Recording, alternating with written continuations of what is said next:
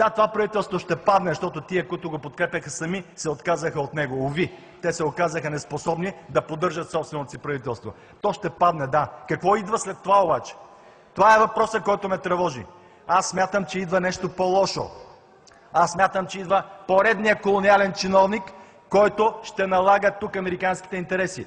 Който вече обещава в САЩ, в Вашингтон, да даде достъп за добив на шистов газ в Златна Добруджа, което ще бъде един голям удар по българската национална сигурност и по българските интереси. Който вече обещал на американците във военните бази, 4 на брой, срещу които „Атака”, не ГЕРБ, не ДПС, не БСП, протестираха през 2006 година и ни гониха, ни биха по Южния парк. 8 часа всички български полицаи се събраха от цяла България, защото само „Атака” беше достойна да каже: България не трябва да има чужди военни бази. Никой от вас тук не посмя да го каже. Мушмуроци с мушмуроци. Сега ми се правите на герои. Какви... Господин Сидеров, моля ви, господин Сидеров, моля ви, господин Сидеров. Господин Сидеров, моля ви, в обращение. Всички тези години сега имате наглостта да обяснявате как ще се върнете на власт. Не, няма да се върнете бе на власт. Ние ви спряхме и пак ще ви попречим. Няма да се върнете на власт. Не си правете илюзии. БСП да не си правите илюзии, че ще дойдат на власт заедно с Бареков. Защото и това няма да стане. Вече се договаряте, знам.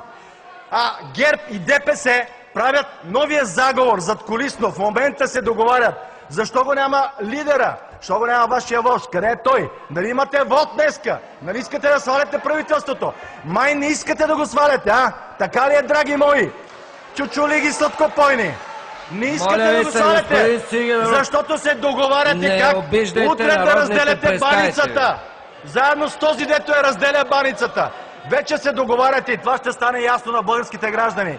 Само че къде ще отиде България? България ще бъде нарязана на парчета, помнете ми думите, защото тези, които купуваха изборите сега, това са най-големите купувачи на изборите, са трите партии без „Атака” в тази зала, плюс ББЦ, новата алтернатива, новите надежди на България с техния ментор Уесли Кларк, който бомбардира православните храмове през 1999 година. Писах десетки статии по въпроса. Уесли Кларк, който е лобист на шистовия газ, ментор на новата партия, дето сега се кани заедно с БСП утре да управлява. Това е бъдещето.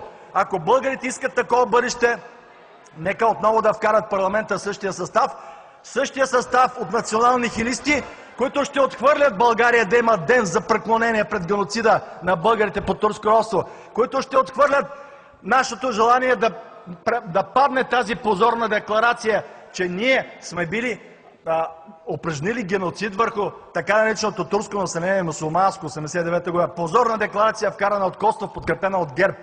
Всичко това нещо ще бъде бъдеще за България.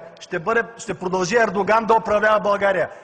Ще продължи Турция да печели от това, защото, господин премиер, признайте тук, кой печели от това, че Южен поток спира? Турция.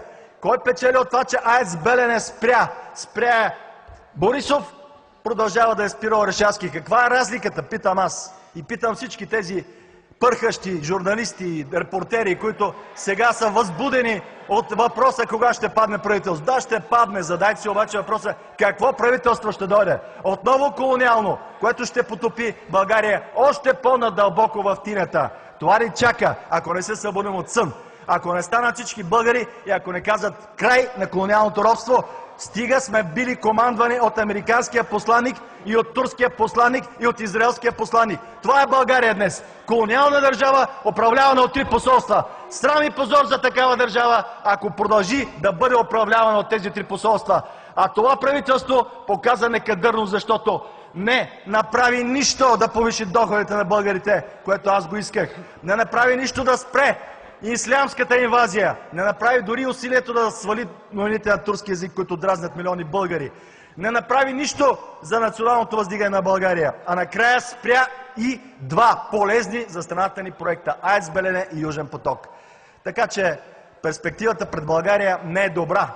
Ако българският народ не се събуди, не отхвърли тази порочна практика и тези избори, които сега минаха на 25 май, бяха най-купените избори, въобще не ги давайте за пример. Кой спечелил и кой загубил. Това е пълна нелепост, защото тези избори бяха купувани, тези избори бяха позор и за българското население, защото вече не само циганското население, българското население се научи да бъде купувано. Политическият елит през последните 25 години разврати българския народ и мизерията, в която го потопи, го докара до там, че да ходи да се продава за 50 лева. Това е днешната картинка в България. Ако будните българи не се събудят, не събудят и другите от сън, ако не ги поведат и ако не кажат, че България трябва да се освободи най-после от колониалното робство, нас не ни чака нищо добро. Чака ни управление, за което Брюксел е този, дето раздава шамари. Това е нихилизъм, драги гербаджии. Да чакате Брюксел да ви засливи шамар и Вашингтон да ви засливи шамар и турският посланник да ви каже, че не трябва да сменяте имената на местности в България. Това е управлението до днес. И гласа на Атака ще бъде чут каквото и да става. Вие няма да го запушите. Направихте много, да. Вложихте много. Много пари хвърлихте. Страшно много милиони да ни запушите устата. Но това няма да стане, защото не се гаси той, що не гасне.